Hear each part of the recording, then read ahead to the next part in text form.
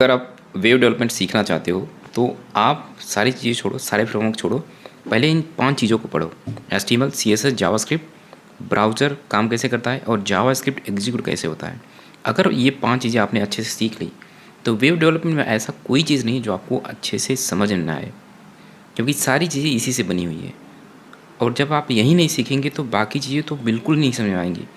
तो ये 5 चीज़ें मास्टर कर लो, उसके बाद तो सब बहुत ही ईजी हो जाएगा।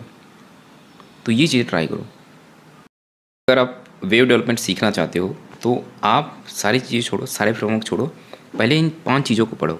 एचटीएमएल, सीएसएस, जावास्क्रिप्ट, ब्राउज़र काम कैसे करता है और जावास्क्रिप्ट एग्जीक्यूट कैसे होता है।